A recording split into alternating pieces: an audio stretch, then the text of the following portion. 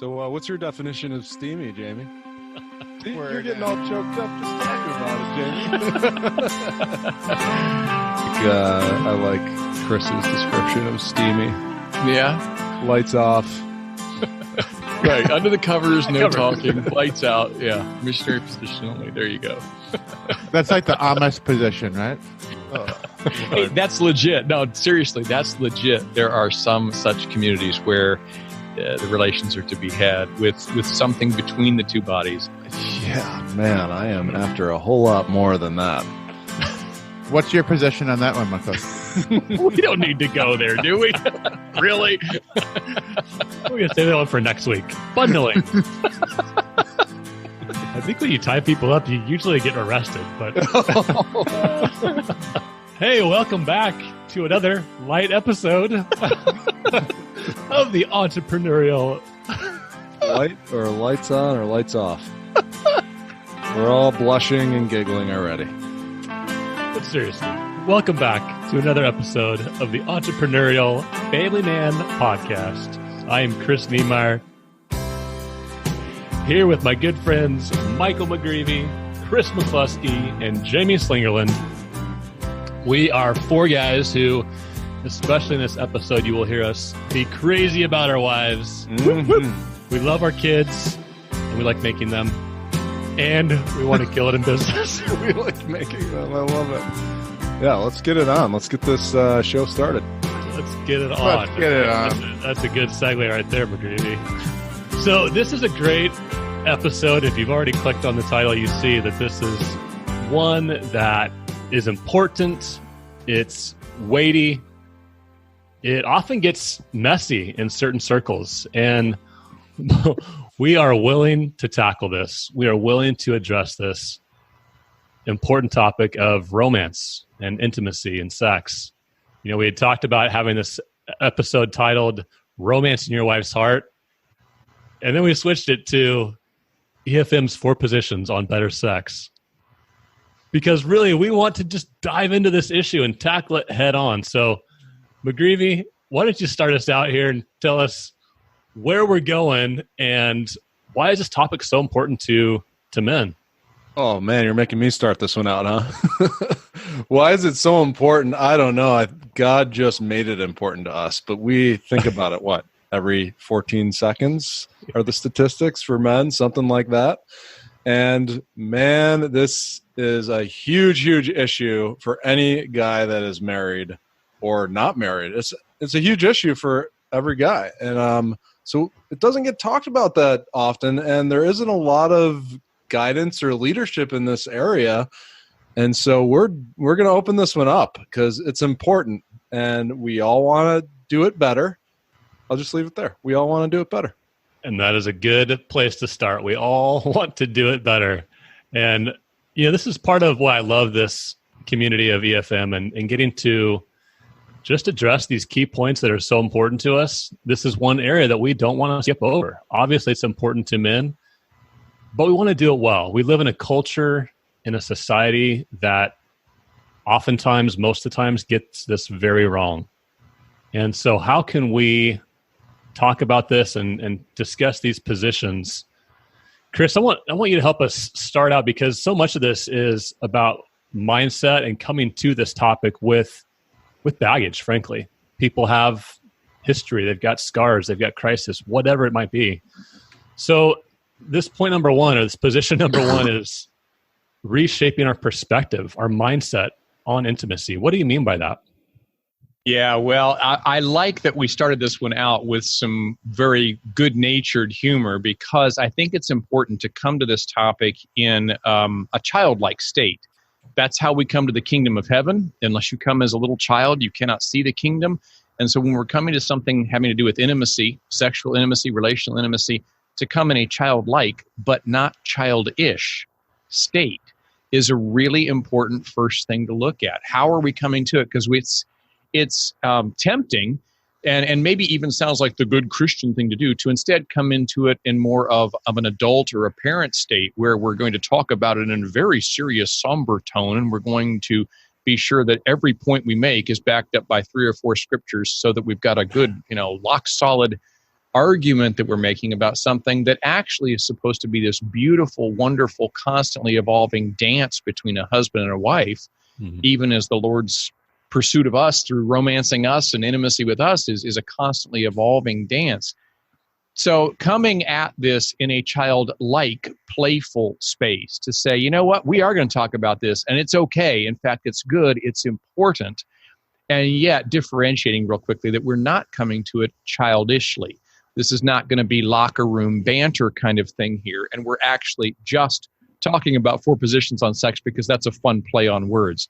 We are really looking at the sexual intimacy between husband and wife, and that is a very sacred space to be entering into. Yeah, I love this conversation, and I've learned a lot from all you guys. McCluskey, I know you wrote the book on this. Literally, that book has been transformational for me, for my position of mindset. I've heard that quote. I think it's Covey or maybe Michael McGreevy said it. The way you see the problem is the problem. And that was my issue, that I did have that immature idea that sex was this 20-minute window. And when I had pain in my mindset of thinking like, okay, like Michael talked about how we want to do this better. And I wanted to do it better and I didn't know how, but I wasn't looking at the problem in the right way. I wasn't thinking about intimacy and about the relationship as a whole. I was thinking about myself and what I wasn't getting. And what I know now is that when we change that position of thinking, everything changes because we do things different that lead up to more intimacy. And why would we be surprised that we have better sexual intimacy when we have better intimacy in general with our spouse? We got to change our position on mindset, 1,000%. Yep. Mindset is where really anything in life begins. I love that phrase that you're using there. And by the way, I confuse McGreevy and Covey all the time as well. I know. We have barnwood doors with like You're famous really smart quotes, guy. and they're either Michael McGreevy, Zig Ziglar, or Christine Blair. Interesting. But it is absolutely true that our mindsets govern so much of what we see and what we don't see, what's possible and what's not possible. And so our mindset about this, generally when I speak on the book that you were mentioning there, which, by the way, a lot of our listeners probably don't know, my wife Rachel and I wrote a book 15 years ago that is still on the market. It's called When Two Become One, and the subtitle of it is Enhancing Sexual Intimacy in Marriage. That was because of my background in clinical sex therapy as a Christian counselor. But When Two Become One resulted in quite a number of years there where Rachel and I would go out frequently and teach together on this to couples retreats. And we always started those retreats out with some of this kind of light banter and trying to create a space that says, yeah, we're going to talk about it. And nope, it's not going to be dry and clinical here or theoretical or just philosophical and theological. We're going to get to the real clear specifics, but in that spirit of honoring always that it is, in fact, a sacred space into which we are entering. So there was a time when I was preparing for my opening of one of those talks. Rachel was at the back of the room praying for me, and she raced up to me after the beginning of my first talk because right as I was preparing to go onto the stage, I had knelt down and taken off my shoes. I unlaced and took off my shoes. It was a retreat, casual kind of a setting, and I was just doing it, I thought, for comfort. And she came up to me afterwards, after the first break, and she said, "Why did you take your shoes off?" And I thought she was like mad or upset about it, like it was inappropriate. I was like, well, I mean, honey, it's a retreat. It's casual. She's like, no, I was praying at that moment for you that the ground that you would be standing upon would be holy ground. And you knelt down and took off your shoes. Wow. And so we all, yeah, right? Blew me away. And we always share that true story to say that is, in fact, anytime that we dare to take up the topic of sexual intimacy in marriage, we're on sacred territory. And that means that we want, again, this childlike playfulness about it, that engenders a spirit of safety and of vulnerability, willing vulnerability that is critical to a productive discussion. That's a powerful story. Chris, what do you recommend for a man and a couple to begin asking these kind of questions in terms of each other, the way that their beliefs are shaped? What perspectives do I have? How can we how can we approach this together in a healthy way? Because you said, I like the key word there is safe. Just a safe way to do this. Yeah, it's funny. When we are taking our clothing off as husband and wife and preparing for a time of sexual intimacy, we're sending messages. We're communicating. And a lot of times what happens in the bedroom, if you were to actually examine how much verbal exchange is happening, it's not much. It's pretty quiet. It's actually kind of awkwardly quiet at times, especially if things begin to feel pretty pleasurable. It's like, is it okay to make noises and all? And we always emphasize that, hey, if you're going to try to communicate something with your bodies, that you cannot first communicate with your mouths through conversation, you probably need to back up a little bit, because it's very easy to unintentionally step on a landmine when you're in the bedroom. You don't know what triggers may be there from past abuse issues or negative messages about bodies or sex or anything else. But the ability for a husband and wife to have healthy, honest, open conversation with each other verbally before they begin the other dances of romance is a really good place to start. Awkward as it is, better to fumble through some of that awkwardness there before you just start acting on assumptions and then don't even know what you hit when you trip off a real landmine. Man, there's a lot of bad mindsets out there, right? About what sex should look like. Gosh, you hear the messages of, well, once you get married, that's pretty much over. It's not exciting anymore. That whole message from society that exciting sex is when you're dating or when you're cheating on your wife even, which is just an awful thought. But man, there's so much more to it that exploring this mindset together would be really helpful. One thing that I've heard a lot from guys is kind of a trade, almost like they do something for their wives and then their wives will give them pleasure in return. What do you guys think about that? I mean, is that an effective practice for any of you guys? Does that work? It's as old as Latin. It's called quid pro quo. Oh, yeah. That's the immature mindset that we had talked about. It's transactional. Like, I am doing this so that I get this. Let's not confuse that with, if you plant good seeds, you will reap good harvest. That's another twist in the mindset, that position that we're taking, that completely changing your mindset to how you look at it. I don't think we want to say, don't do good deeds and expect something in return, but it's not transactional. It's, I'm doing this for a different reason, because I'm doing this to be intimate, not just for the sexual intimacy. McCluskey, what do you call it? Making love all day long? Making love all day long. Yeah, playing off of the words having sex and making love, because we use those words interchangeably, but they have a very different spirit about them. Having sex is just having sex, doing the act or whatever else goes with it. And making love, making, growing, nurturing, fostering the expressions of love, all expressions, including the sexual, that's something we do 24/7, or at least can. Slinger, I love that you pointed out, you used that word transaction, because that is oftentimes, I think, maybe even particularly for Christians, when they come to daring to talk about sex, you will hear it taught on or even preached on as if it's some kind of a transactional thing. And they'll pull out scriptures like, do not withhold yourselves from each other, so that you do not burn. And so there's this heavy message, like it becomes duty and a transactional, well, I'm providing for you, so you need to meet my sexual needs. Whoa, wait a minute. Needs? What'd you do with them before you were married? If it was a need, you're going to die without it, okay? You'll be okay if you don't get that met. It's a want, it's a hope, it's a desire, it's a longing. You may or may not have all of that fulfilled. But McGreevy, when you were mentioning the thing about quid pro quo, a transaction here, I was thinking back to one of my fellow clinicians who was a sex therapist. He said he was working with a couple, and they were talking about this very transactional nature.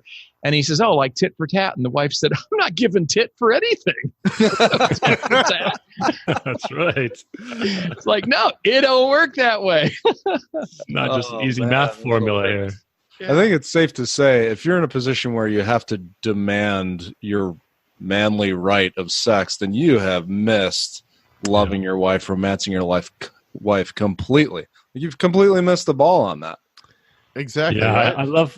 I love that we're talking about this in the context of this whole idea. It's not just sex. Sex is on the table, but we're talking about romance and intimacy and sex all together, because those they all feed each other, right? And I think that's our EFM position on Better Sex number 2 is this idea of recognizing the deeper beauty in our wives. Again, as we're talking about sex and romance and intimacy, recognizing that there's a deeper beauty in our wives that we need to identify, articulate, and appreciate in them. So what does that look like? Yeah, starting with the mindset and then moving to just the awareness of the beauty of our wives. Every single one of us, we're married. That means, guess what? You hit the jackpot because you have one of God's daughters. The King of Kings, you got one of his princesses. What an awesome thing to recognize. And she is indescribably beautiful. Because she's his and because he resides in her. If she's a Christian, he's taken up residence in her. The beauty of our wives is actually indescribable.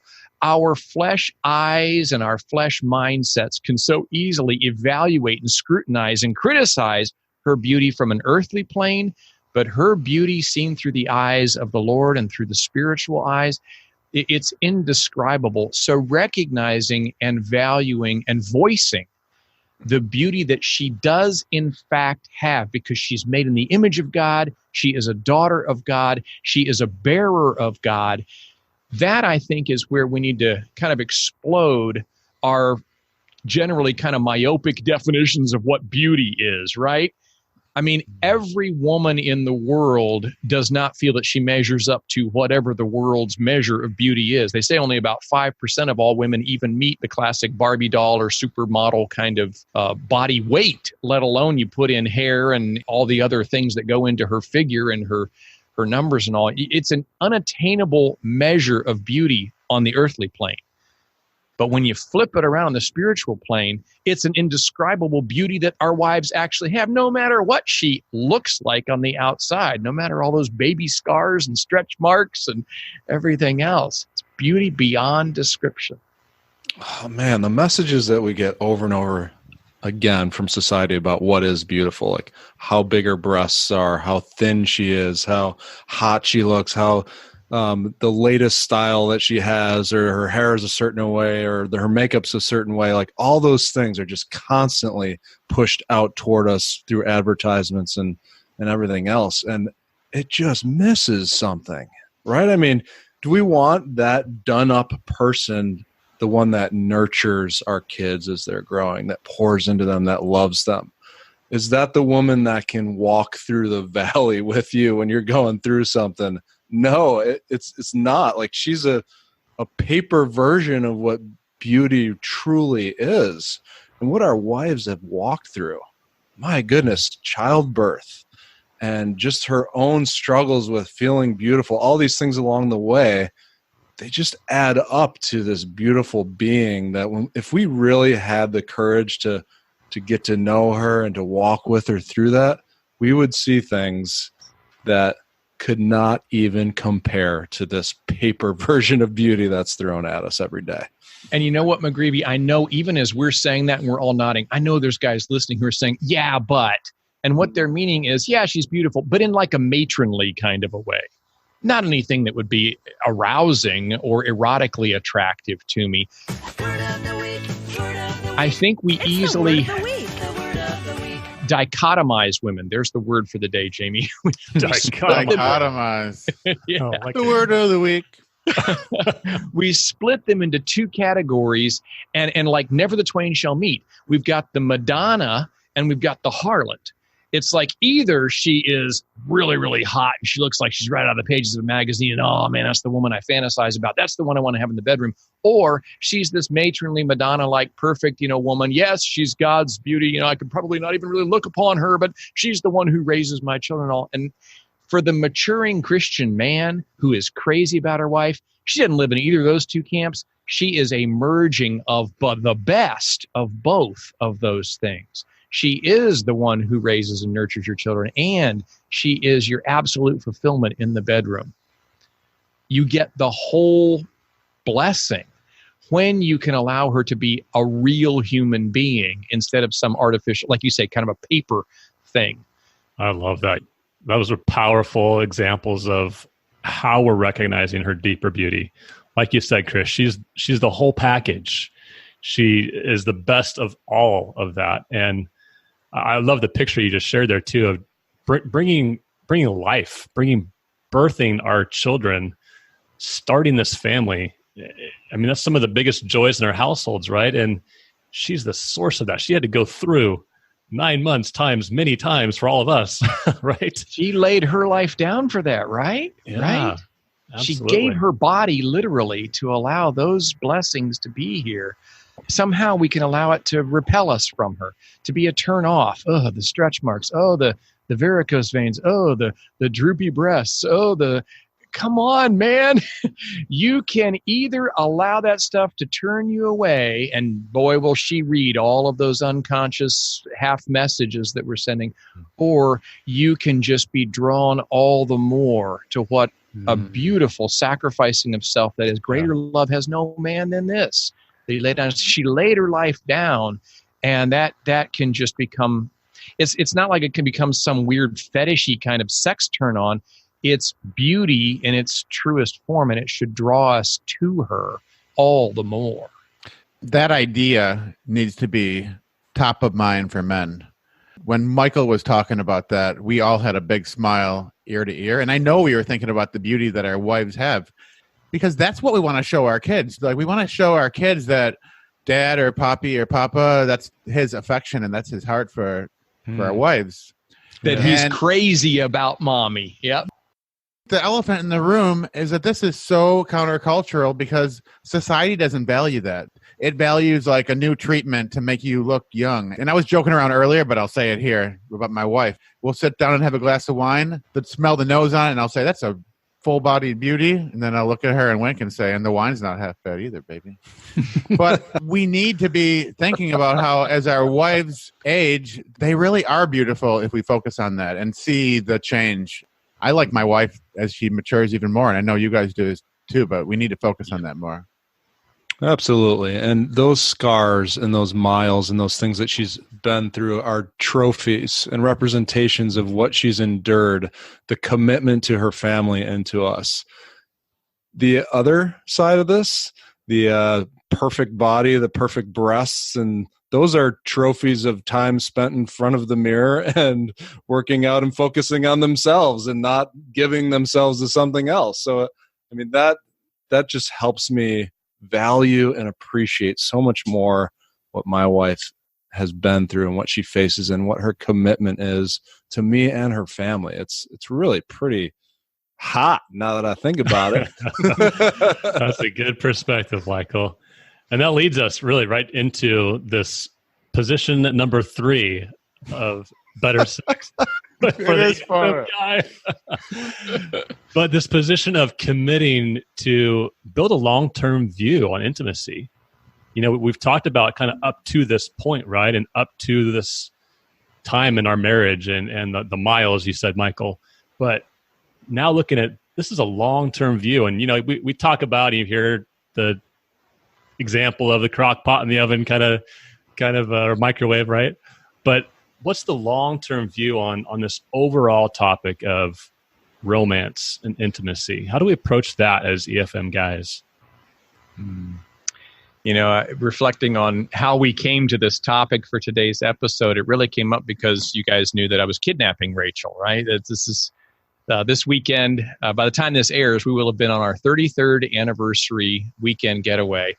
And periodically throughout our marriage, I have, kidnapped her and not told her where she was going, not even told her that I had a bag packed for her or anything. I just sweep her off of her feet, so to speak, and take her away somewhere. Well, this time she got to plan where we went, but I just told her, you're being kidnapped. Here are the dates.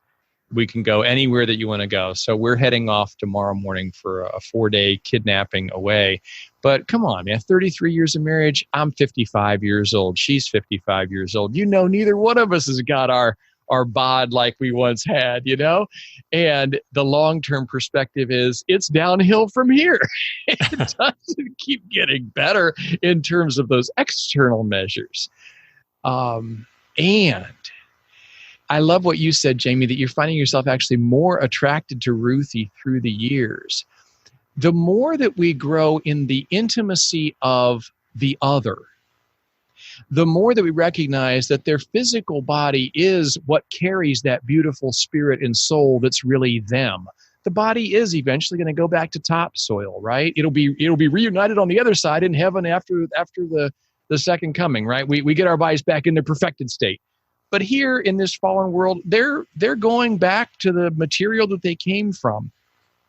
The beauty and the intimacy that hopefully we are building into these wives we're crazy about is a celebration of not just who she is, it's also who she's becoming.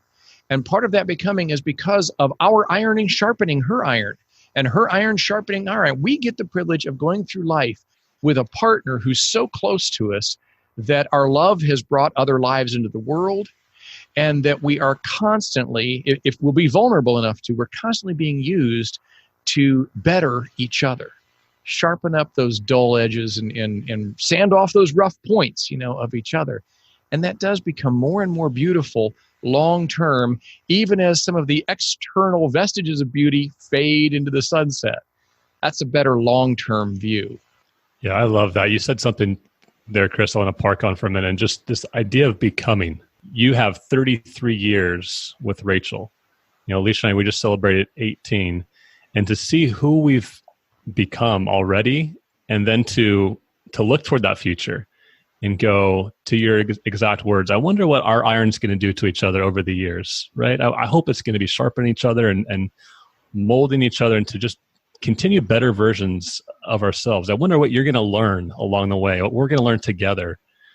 And that's just the exciting part of intimacy, when you are getting to really know and want to help this person in so many other ways. It's just a complex, fun, dynamic relationship that we get to be a part of for the long term. Michael, what's that look like for you? You and Lydia now have been married how many years? Almost 6 years. 6 years, yeah. Yeah, we're the young couple of the young buck. So we're still hot and heavy here at 6 years, 3 kids later. When I think of intimacy, early on it was, how can I have more sex? If I'm honest, that was my original view of building intimacy. And I'm learning a lot about this. I don't have it figured out completely, but I'm seeing that building a long-term view of intimacy means just committing to getting to know each other on a deeper level and walking with each other openly and honestly. And not so much connecting or not compartmentalizing sex from our connection in general. So seeing our connection in how we do life, how we talk, how we spend time together, how we work through things together, and seeing that as a picture that includes physical intimacy as well, and committing to, as we've committed to learning how to understand each other more and committing to each other, that has led to us improving our physical relationship as well. And that's what that improving our intimacy as a whole looks like for us. And we're in process, of course. We have a lot to learn. It's like we said earlier, it is messy. It's confusing. And sometimes we have experiences from our past that affect the way that we view our intimacy, and we have to work through that stuff. So it's not cut and dry. It's not straightforward. It's very mysterious. We're both in, and we want to get better at that. We want to work on it together. That's beautiful, Michael. I just want to add one thing here to this number 3 position of the long-term view. It's so inspiring that McCluskey, with 30 plus years of marriage, is still doing romantic escapades, and I call it hijacking, or you call it kidnapping. The long-term position is that we are never going to stop dating our wives or doing romantic things with our wives. When the kids are at home, we're still going to do it. When the kids are out of the house, we're still going to act like a bunch of teenagers. We live in a culture where people sort of give that up a lot of times when they first get married. There's that idea of you put a ring on it, kind of the boyfriend-girlfriend, hot and heavy relationship kind of becomes like a mutual beneficial thing. Roommates are cordial and nice with each other, but lovers and people that are committed to each other continue to date and go on trips and really stoke the flames of love like Chris and Rachel are doing. I'm committed to that, and I think that's and you guys are too, and that's a real long-term view on intimacy, is committing to not just doing it now, but continuing to do it forever. And we'll be all old and crusty, and people will look at us and be like, are those people dating and going to get remarried? And be like, no, we were married for 80 years. How cool would that be? When we're really old, people think we're not a married couple. They think we're a dating couple because they see how excited we are and having fun together. You know, I see Chris and Rachel playing putt-putt in their 90s. They're going to be awesome. Right. Absolutely. It's not like trying to hang on to what you already have. It's not a maintaining. It's a building and a deepening. And I hope my relationship with Lydia is deeper, richer, more intimate than it's been when we were in our 30s. I really hope for that when we're in our 80s. So when we talk about being crazy about our wives, we mean stepping it up as the years go by, not just trying to hang on to what we used to have. Yeah, that's a good point, Michael. And, you know, Jamie, what you said too about this idea of stoking the flame, you know, fanning the fire.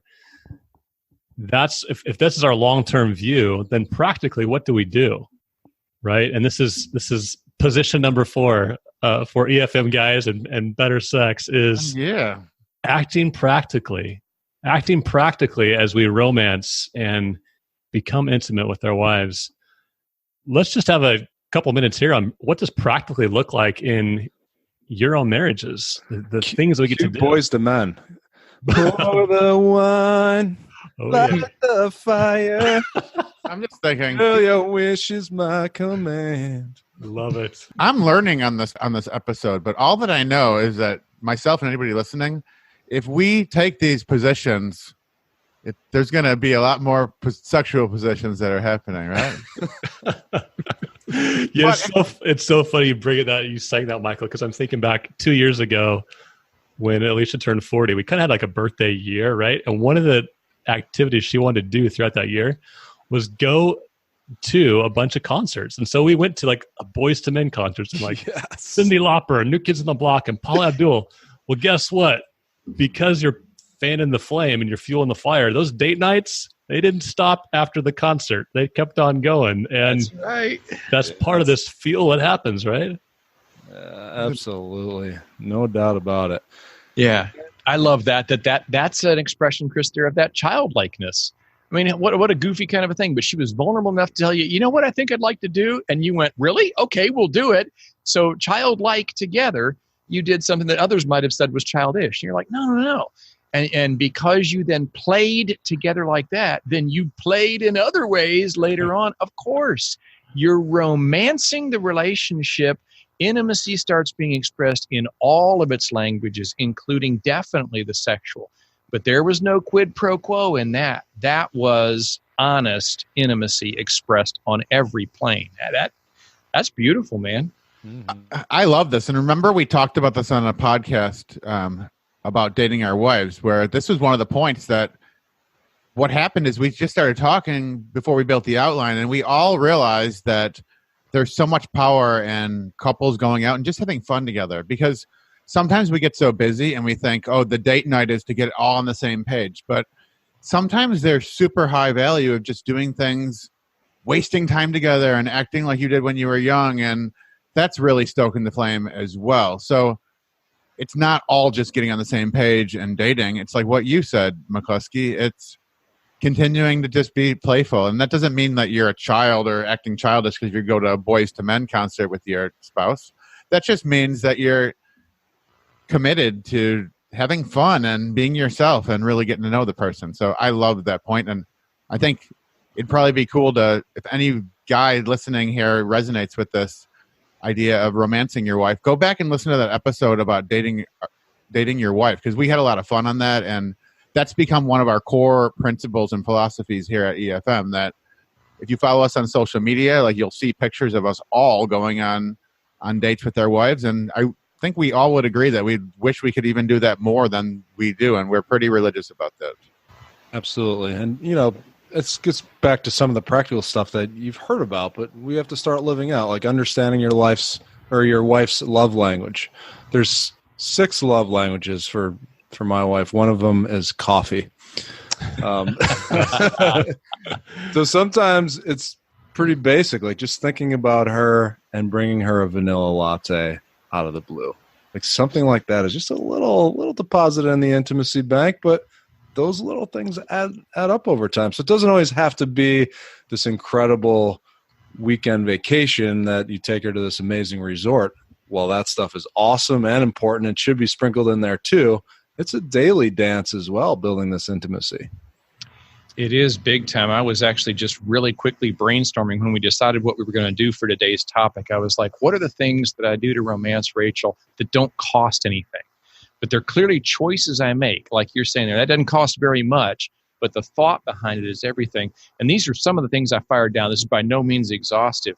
But the honey-do list that everybody has, like, honey, when you get a chance, can you do these things? Like all those little chores, those are ways of not just doing our duty, but romancing her. And I have had Rachel tell me at times when she suddenly looked and realized that I had done something that had been on the list, it actually instantly was met inside of her with a desire for me. And I'm like, hey, I didn't know that, but that's kind of nice to know. So little chores, little surprises. Yeah. What else is on that honey-do list there?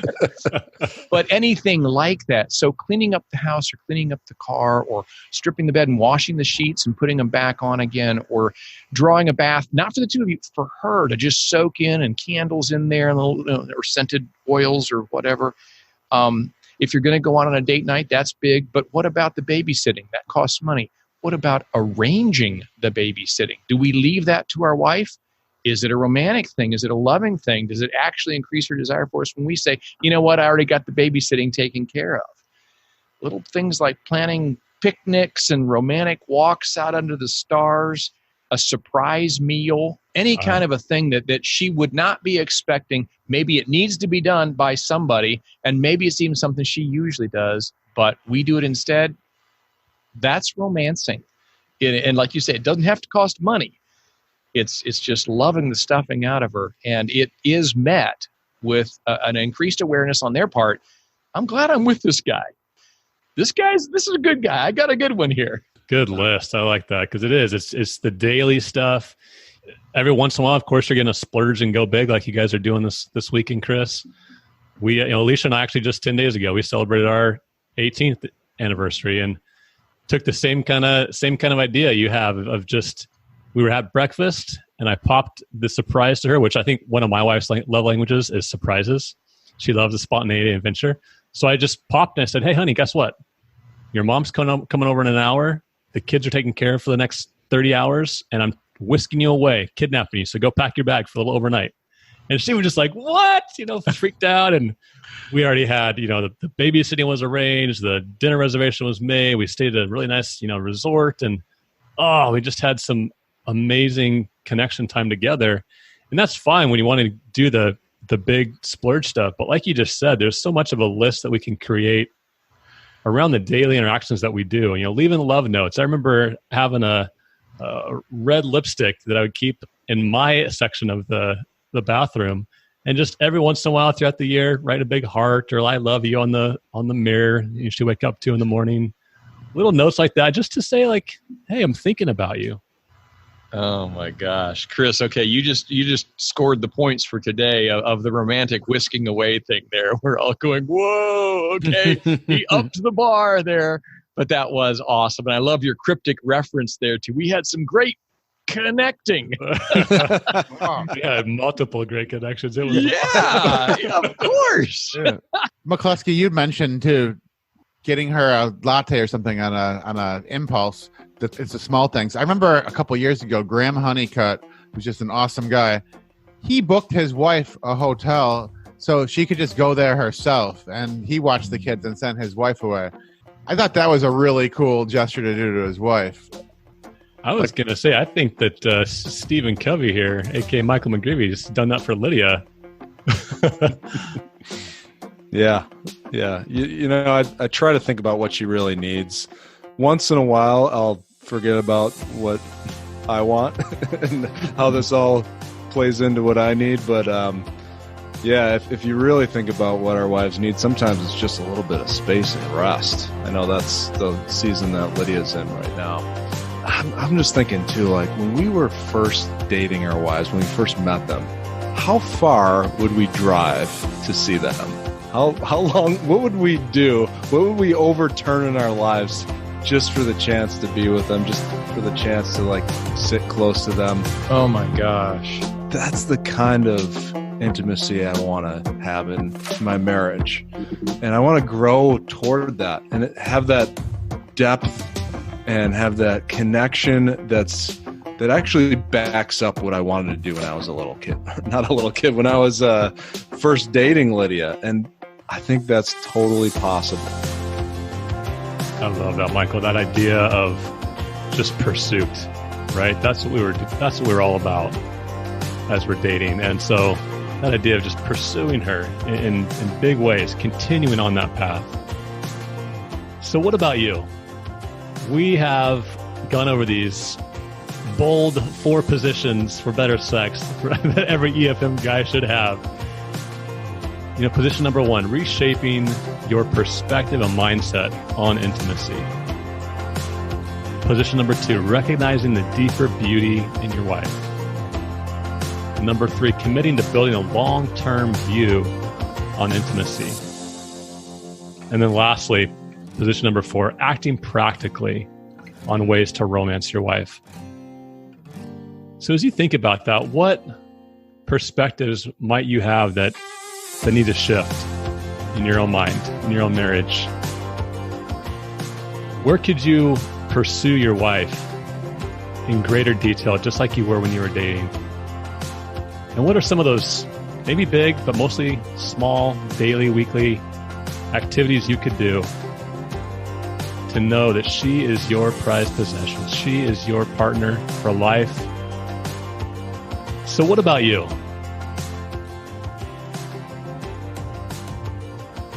And be crazy about your wives. Pour the wine, light the fire.